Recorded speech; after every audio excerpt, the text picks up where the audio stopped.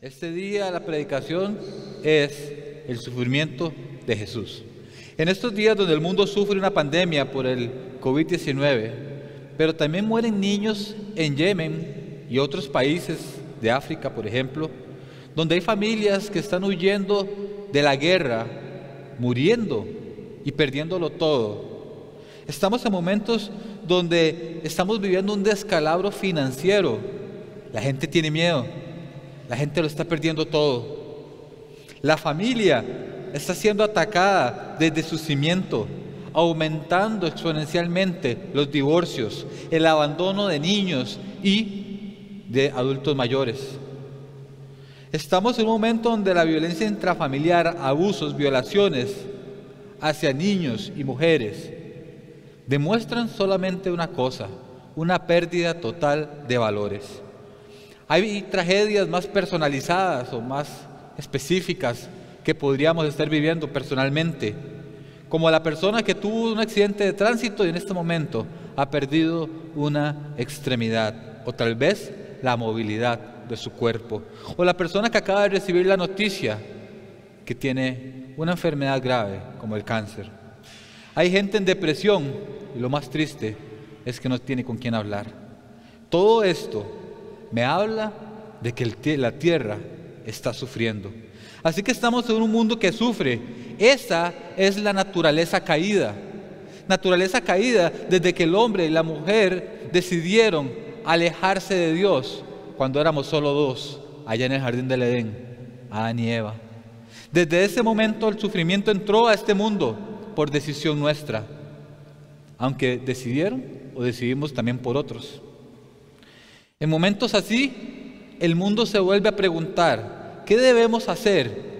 Ahora, ¿quién podrá ayudarnos?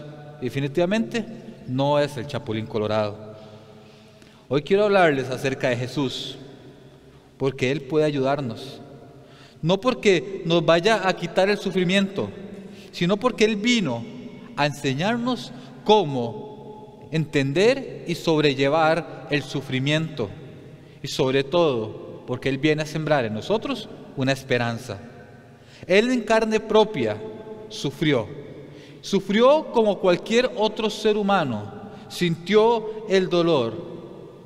Como dice Hebreos 12:2 en pantalla, fijemos la mirada en Jesús, el iniciador y perfeccionador de nuestra fe, quien por el gozo que le esperaba soportó la cruz, menospreciando la vergüenza que ella significaba, y ahora está sentado a la derecha del trono de Dios. El mundo necesita en medio del sufrimiento un consuelo, una salida, una respuesta, y Jesucristo ofrece todo eso, pero principalmente ofrece fe. Fe es lo que necesita nuestra sociedad en momentos de crisis como los que estamos viviendo. Por eso dice que debemos poner nuestra mirada en Él, pues Él es el principio. Con Él comienza la fe, y no solamente comienza, la va perfeccionando día a día. Hoy nosotros sabemos que en medio de la crisis podemos soportarla, porque Cristo está con nosotros, pero la sociedad necesita saberlo también. Este versículo nos enseña cómo es esa fe, ya que Jesús dice: por fe soportó la cruz y la vergüenza que ella significaba. ¿Por qué? Porque fue en algo posterior, en un gozo posterior, en una esperanza. Y ahora Él, después del sufrimiento, está sentado a la diestra de Dios. Jesús no solo es nuestra esperanza y fortalecedor de nuestra fe, Él nos enseñó cómo se vive en medio de un mundo de sufrimiento. No es lo mismo que alguien venga y te diga: ay, ahorita vas a pasar ese dolor del divorcio, ay, ahorita superas la pérdida de tu papá, ay, ahorita te vas a sanar seguramente. No es lo mismo que alguien te lo diga que nunca ha pasado por ahí, al que te lo diga alguien que sí supo lo que es sufrir, y sufrir fuertemente. Jesús estuvo en la tierra y sufrió. Pero surge la pregunta: ¿qué sufrió Jesús? ¿Qué sufrió Jesús? Como enseña o nosotros, mejor dicho, como enseñamos en el Instituto Bíblico, que es la clase 202, enseñamos fundamentos bíblicos. Uno de los fundamentos es la Trinidad.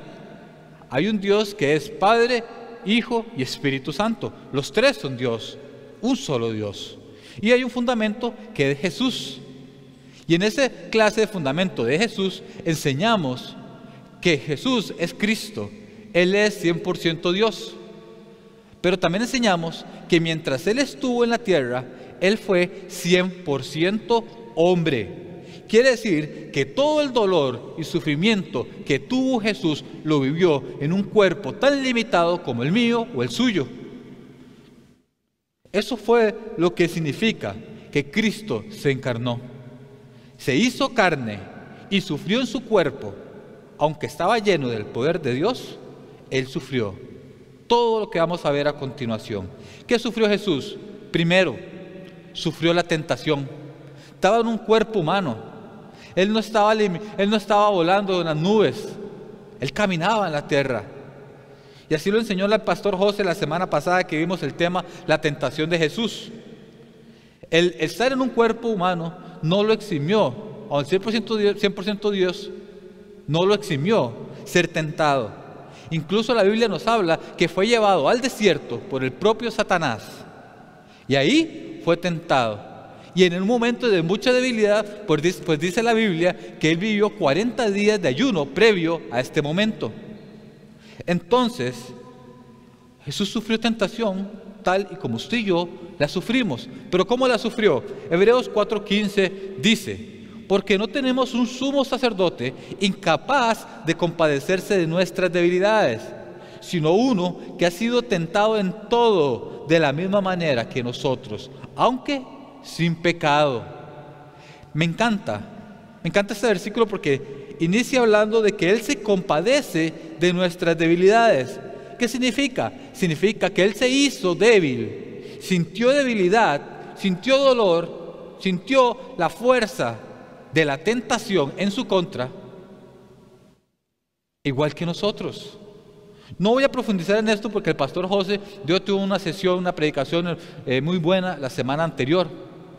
Lo que sí quiero decirle es que Jesús entiende tu debilidad y que todos estamos expuestos a la tentación. Todos. Esto no es un tema de niveles espirituales. Jesús fue tentado. Fue tentado. ¿Qué más sufrió Jesús? También sufrió rechazo. Sufrió rechazo. ¿Usted ha sido rechazado por alguien? ¿Ha sido rechazado por un grupo? Tal vez porque no terminó sus estudios. Tal vez porque no tiene los mismos ingresos. O tal vez no tiene los mismos bienes que otros. O tal vez porque no tiene la misma belleza que otros. O no es alto, o no es bajo, o no es... Muchos hemos sido despreciados. Pero ¿saben cuándo duele el desprecio y el rechazo? Cuando es gente cercana. Y esto lo vivió Jesús. La misma gente de su pueblo menospreciaba y rechazaba a Jesús cuando Él predicaba. Vean cómo lo hacían. Marcos 6:3 dice: ¿no es este el carpintero, hijo de María, hermano de Jacobo y de José, de Judas y de Simón? ¿No están también aquí con nosotros sus hermanas? Y se escandalizaban. En buen tico decían: este no es Chus, el carajillo José, el mayorcillo. ¿Qué está haciendo si apenas es carpintero? ¿Qué le pasa hablando ahí al frente? Todo esto lo decían pero en arameo. Jesús sabe lo que es ser despreciado, ser minimizado, principalmente porque el pueblo de Israel no estaba esperando un carpintero. El pueblo de Israel estaba esperando un guerrero, un rey, alguien que se levantara contra el imperio romano y luchara. Pero llegó un niño que ni siquiera tenía dónde nacer.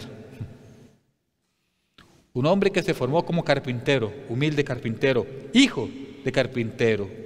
Por eso fue rechazado. Por eso fue rechazado, porque apenas si era el hijo mayor de María y de José. Jesús sabe, y por ende Dios, lo que duele el rechazo, aún de los seres queridos. Por eso Él entiende hoy cuando te sientes rechazado. Jesús también sufrió, tercero, la crítica. La crítica, esto mismo, la gente empezó a usarlo para criticar. Vean lo que la gente hacía cuando escuchaba a Jesús. La gente murmuraba. Jesús venía a ayudarles. Por ejemplo, Jesús vino y había hambre y hizo una multiplicación de panes y de peces. Pero ¿qué pasó? La gente quería más panes y peces. Y Jesús tenía un mensaje aún más profundo que el pan y el pescadito que le iba a dar. Y ese mensaje es más grande que el alcohol y el papel higiénico que todo el mundo está comprando como loco en los supermercados y ya no hay. Y la gente quiere más pescado, quiere más peces, más pan, pero se olvida que hay un mensaje más grande. Y Jesús les dice, es que yo quiero que ustedes entiendan que hay algo más que el pescado y el pan. Que si ustedes comen de este pan, refiriéndose a él, pan de vida, nunca más tendrían hambre. Ese era el mensaje, y ese es el mensaje que hoy como iglesia tenemos que tener. Hay algo más grande que el alcohol, hay algo más grande que el papel higiénico. No digo que no tomemos las medidas, las vamos a tomar y las estamos tomando. Lo que digo es que hay un mensaje de vida eterna. Pero ¿qué hizo la gente cuando empezó a escuchar a Jesús diciendo estas cosas? Dice Juan 6, 41, 42. Entonces los judíos comenzaron a murmurar contra él, porque dijo, yo soy el pan que bajo del cielo. Y se decían, ¿acaso no es este Jesús el hijo de José? ¿No conocemos a su padre y a su madre? ¿Cómo es que sale diciendo, yo bajé del cielo? Y empieza el chisme, la murmuración. Hablaban a sus espaldas diciendo, ¿por qué se le ocurre a este hijo de carpintero decir algo así?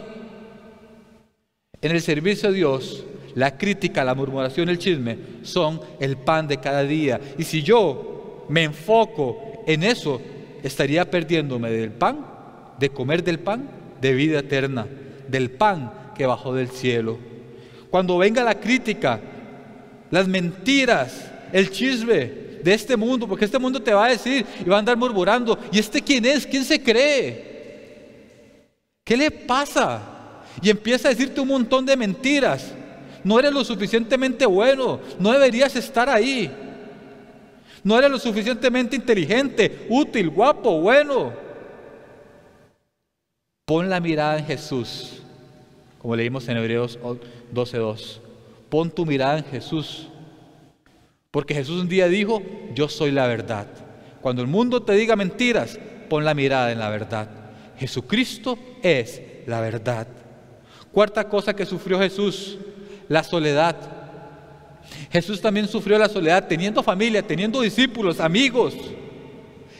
Sufrió la crítica y fue abandonado en el momento más difícil de la vida, como lo fue cuando lo arrestaron.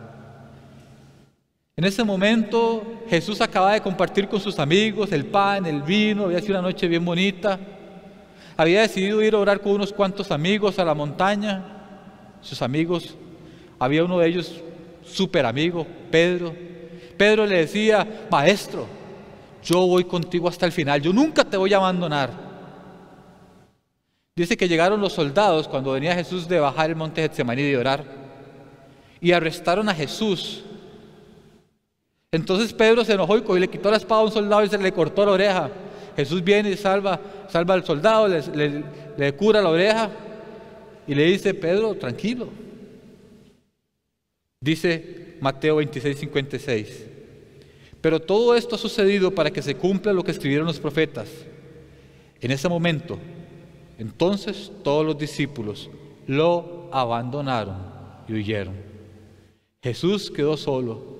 Ni Pedro, que le había prometido horas antes que iba a estar con él hasta el final, ni Pedro lo siguió. En este momento, el mismo Pedro lo había abandonado. El camino de Jesús de ahí en adelante fue totalmente solitario. Cuando más necesitaba el apoyo de sus amigos, de sus discípulos, cuando estaba siendo juzgado por Pilatos y los religiosos, nadie lo apoyó. Cuando cargó la cruz, no tuvo amigos alrededor. Jesús conoce tu soledad. Él vivió la soledad, pero mejor aún, Él prometió estar contigo hasta el final. Nos dejó el Espíritu Santo y nos prometió porque iba a volver. Tu soledad no será para siempre. Si pones tu mirada, como hemos leído hoy, en el autor y consumador y perfeccionador de la fe, nunca más deberás estar solo. Pero aún hay muchas promesas en Él, que si buscas su presencia, Él va a añadir bendición a tu vida. Es decir, Él pondrá a la compañía o compañías, personas correctas en tu vida. Quinto, Él sufrió la traición. Él sufrió la traición. En ese momento de soledad llegó por una traición de un amigo. Y no lo sufrió una, sino varias veces. Pedro le había dicho, yo nunca te voy a abandonar. Y esa misma noche lo negó 3 veces. Pero tal vez la más conocida de todas las traiciones es la de Judas, uno de los discípulos de Jesús que comió con Jesús, escuchaba los mensajes de Jesús, compartía el tiempo con Jesús, y aún así le vendió por 30 monedas de plata, y lo vendió con un beso. Dice Mateo 26, 48, 49, el traidor les había dado esta contraseña: al que le dé un beso, a ese arréstenlo. Enseguida Judas se acercó a Jesús y lo saludó. Rabí, le dijo, y lo besó. ¿Te han traicionado? La traición viene no de una persona que usted no conozca. No es traición. Si usted no lo conoce, no te traicionó. Simplemente está actuando con su conducta, su forma de ser. La traición viene cuando alguien que amas te afecta. Jesús amaba a Judas.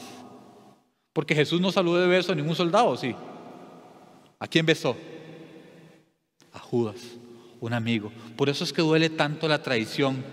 Y déjeme decirle que aunque Jesús era 100% Dios y sabía, porque incluso horas antes lo estaba anunciando otra vez, que uno de sus discípulos lo iba a entregar, Él sufrió la traición con su cuerpo 100% humano. Supo y lloró. Lloraba amargamente. Tanto así que minutos antes la oración que Jesús hizo al Padre fue: Padre, si puedes hacer que pase de mí esta copa, hazlo, pero que no se haga mi voluntad sino la tuya. Esa copa traía traición, rechazo, desprecio y todo lo que estamos viendo. Y aún así Jesús lo soportó. Soportó todo ese sufrimiento. Amigos, la gente falla. Usted y yo fallamos. Pero Dios nunca falla y su amor es para siempre. Sexta cosa que sufrió Jesús: el odio. Odio. Su discurso siempre fue de amor y aún así fue odiado por muchos. Y eso nunca hizo cambiar el discurso de amor de Jesús. Pero el odio lo llevó a la muerte. Así que nosotros queremos vivir en este mundo sin que la gente nos odie, pero no va a ser así. Así lo contó Jesús en Juan 15, 18. Si el mundo los aborrece, tengan presente que antes que a ustedes me aborreció a mí. El odio nunca será algo que usted y yo busquemos adrede, pero es una opción para la gente vacía y perdida, contra quienes queremos o anhelamos vivir y hablar la verdad. Hoy nuestra sociedad cultiva el odio de muchas maneras, pero lo hemos sufrido. Jesús lo sufrió y Él no quiere que lo sufras, pero es una opción dentro de este mundo. Y contra eso hay un antídoto y es Cristo. Contra el odio, Cristo derramó su amor. Y entre más gente le gritaba crucifíquenle, Jesús sabía que Él debía morir por amor a ellos, por amor a nosotros. Y último aspecto que sufrió Jesús fue violencia. Hoy estamos en una ola de violencia contra las mujeres y los niños. Una ola que yo hasta creo es espiritual, contra lo que la iglesia tiene que levantarse a orar. Porque Jesús entiende la violencia, porque Él fue violentado, golpeado, aún siendo inocente. Jesús entiende a las personas inocentes que son violentadas, abusadas, violadas y hasta asesinados. Porque Jesús sufrió todo eso, aún sin ser culpa de Él. Aún sin hacer nada, a Él lo torturaron. Voy a poneros un pequeño ejemplo de un versículo que pocas veces leemos, Mateo 26, 67, 68. Cuando él había sido arrestado, este era el castigo que el emperador quería ponerle. Él dijo, si hacemos esto, ya nos libramos nosotros. Pero la gente no estaba satisfecha. ¿Qué hicieron? Entonces algunos le escupieron en el rostro y le dieron puñetazos. Otros lo abofeteaban y decían, a ver, Cristo, adivina quién te pegó. Y eso solamente era el principio del dolor que vendría para Jesús. Los culpables de ese castigo eran los que debíamos ser castigados. Jesús no hizo nada. Esos golpes eran castigo para un asesino, criminal, mentiroso, pecador. Y mucho de eso, como dice Pablo, éramos nosotros. Pero Jesús no pecó. Él no hizo nada malo. Si ha sufrido violencia, déjeme decirle que Jesús no se alegra y al contrario, entiende tu dolor. Todo esto me enseña que el sufrimiento no es algo solo para uno. No es un tema específico de un grupo o un género, un estrato social, un área geográfica o una raza específica. En esta tierra todos vamos a sufrir. Cristo vivió en esta tierra aproximadamente 33 años y sufrió. Así que Jesús sufrió todo esto y puse solo 7 cosas de muchas cosas más que sufrió Jesús. Pero ahora me surge la pregunta que está en pantalla. ¿Cómo nos enseña Jesús a ver el sufrimiento? Jesús sufrió mucho. Pero antes de que ese sufrimiento llegara, al principio de su ministerio, lo que se denomina la pasión de Jesús, 3 años antes, Jesús hizo un discurso sobre cómo vivir aún en el sufrimiento. Él nos enseñó a vivir a través de un sermón muy famoso llamado el Sermón del Monte. Ahí nos nos enseña cómo sufrir. Y la primera forma en que usted y yo tenemos que aprender a sufrir es sabiendo que aún así somos dichosos. Sabiendo que aún con lo que estás viviendo hoy eres dichoso.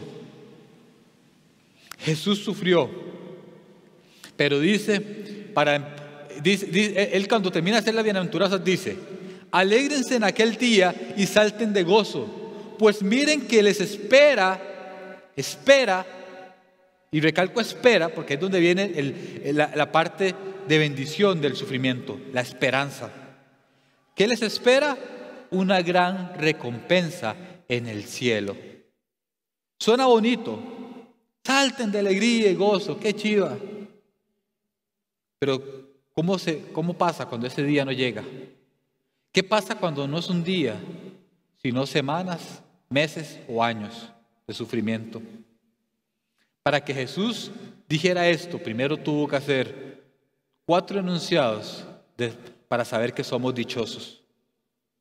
Somos dichosos porque hay una gran recompensa.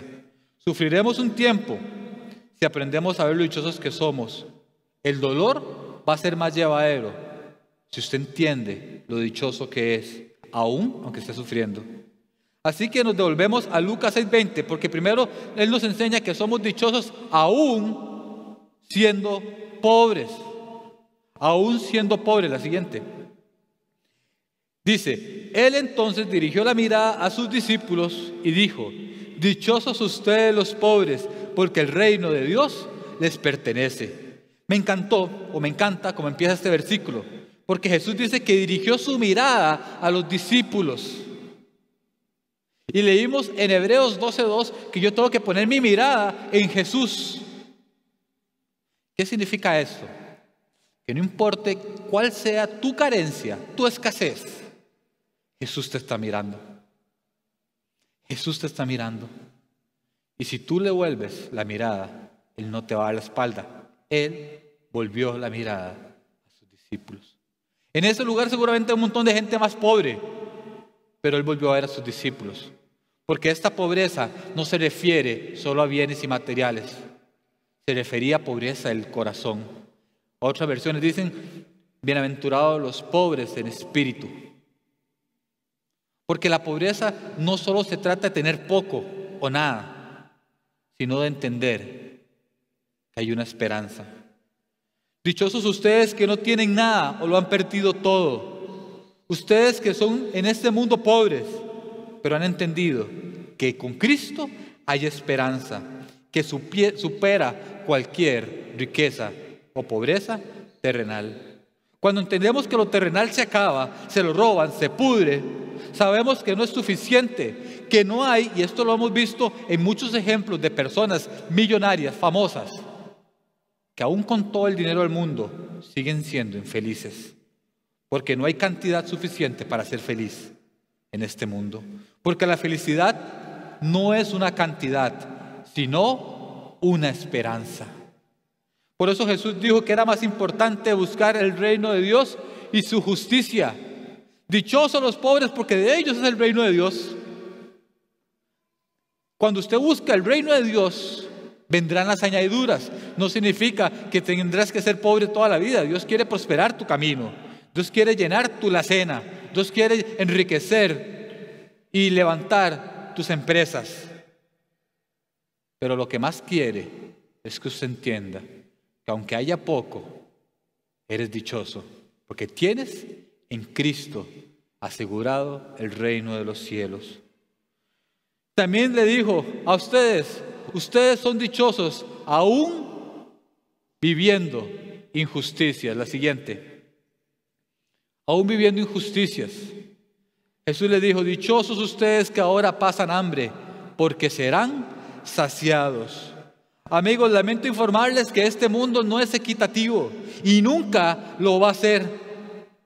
Por más ideología política, económica, usted siga, nunca lo será. Es injusto. Siempre habrán pobres y ricos. Pero vendrá el momento en el que habrá un rey, Jesús, y reinará justamente. Por algo Jesús decía, busquen primeramente el reino de Dios y su justicia. Porque la justicia de esta tierra nunca nos va a alcanzar. Nunca va a ser suficiente. Pero cuando Jesús reine, seremos dichosos. Por mientras, Él va a dar añadiduras si usted busca el reino de Dios y su justicia. Esta bienaventuranza, como dicen otras versiones, nos habla de que no solo tendremos parte en el reino, sino que el rey será justo y nunca nos faltará nada. De pequeño siempre me pregunté, ¿por qué hay compañeros que tienen los juguetes que yo siempre he deseado? ¿Por qué ellos se pueden comprar las tenis que yo quiero para educación física y yo no las tengo? Después me empecé a preguntar, ¿por qué hay niños pobres que no tienen nada que comer y mueren de hambre? A los años me pregunté, ¿cómo es posible que hay gente que nazca y muera sin Cristo?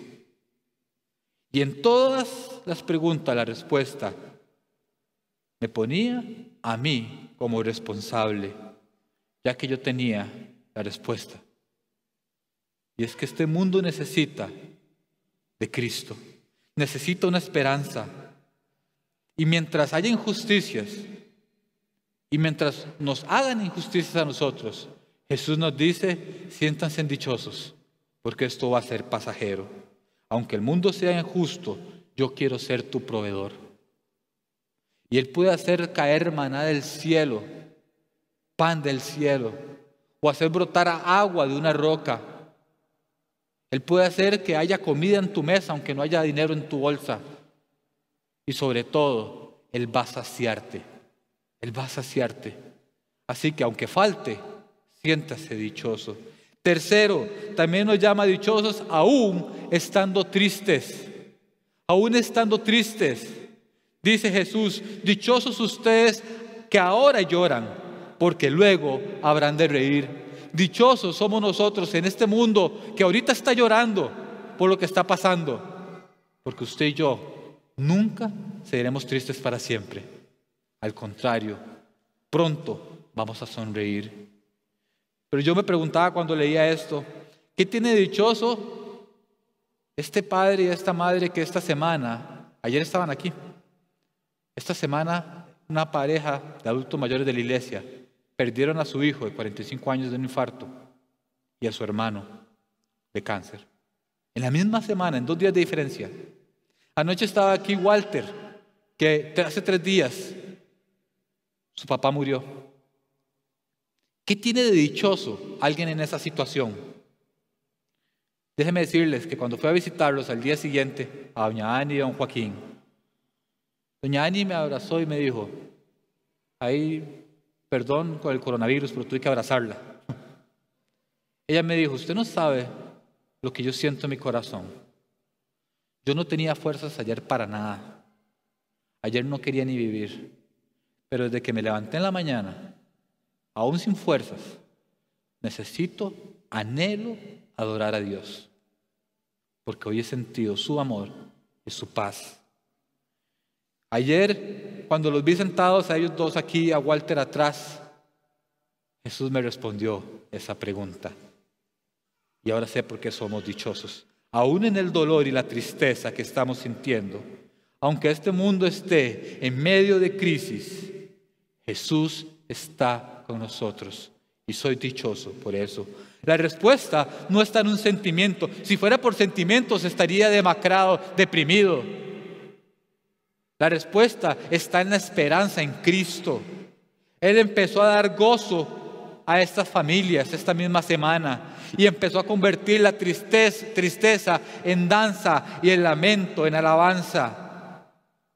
¿Por qué? Dice otras versiones, dichosos los que lloran, porque serán consolados. De eso se trata esta bienaventuranza, de que usted y yo podemos estar tristes, sí, podemos llorar, sí, podemos sufrir, sí, pero tendremos consuelo, porque el mismo Jesús envió al Espíritu Santo, que también se llama Consolador.